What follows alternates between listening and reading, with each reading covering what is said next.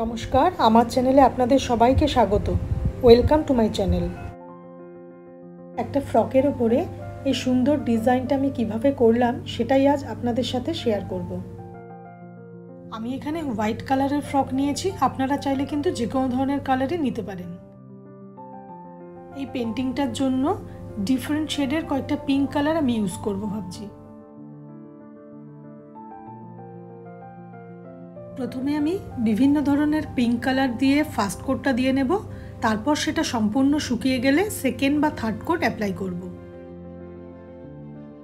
আপনারা চাইলে কিন্তু ডিফারেন্ট শেডের যে কোনো কালারই ইউজ করতে পারেন, অথবা মাল্টি কালার বা অনেকগুলো কালারও ইউজ করতে পারেন। আমি এখানে প্রজাপতি বা বাটারফ্লাইজের ডিজাইনটা চুজ করেছি, আপনারা চাইলে কিন্তু আপনাদের পছন্দ মতো যে কোনো ধরনের পিকচারই নিতে পারেন।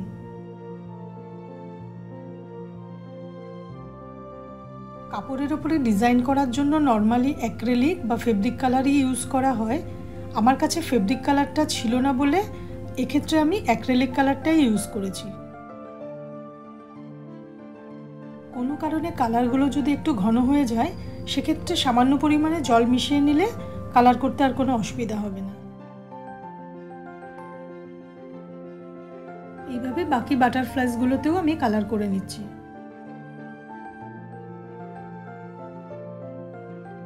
এই ধরনের বিভিন্ন ভিডিও দেখার জন্য আপনারা আমার চ্যানেলটিকে অবশ্যই সাবস্ক্রাইব করে রাখবেন, আর আপনাদের ভিডিওটা দেখে পছন্দ হলে অবশ্যই লাইক, শেয়ার অ্যান্ড কমেন্ট করবেন, আর নোটিফিকেশনের জন্য বেল আইকনটাও প্রেস করে রাখবেন।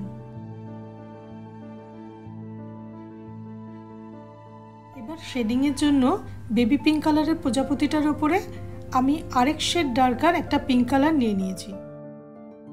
সেকেন্ড কোট দেওয়ার পরে সেই কালারটা অল্প ভেজা থাকা অবস্থাতেই আমি শেডিংটা দিচ্ছি। এবার দুটো কালারকেই আমি ভালোভাবে ব্লেন্ড করে দিচ্ছি।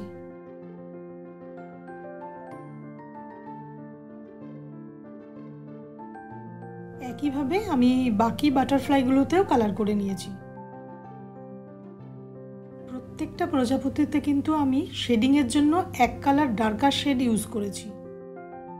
পেন্টিংটা সম্পূর্ণ হয়ে গেলে আফটার 24 আওয়ার্স বা 24 ঘন্টা পরে এর উপরে একটা পাতলা কাপড় রেখে এটাকে একটু আয়রন করে নিতে হবে। আশা করি ভিডিওটা আপনাদের ভালো লেগেছে। আবার নতুন একটা ভিডিওতে আপনাদের সাথে দেখা হবে। নমস্কার।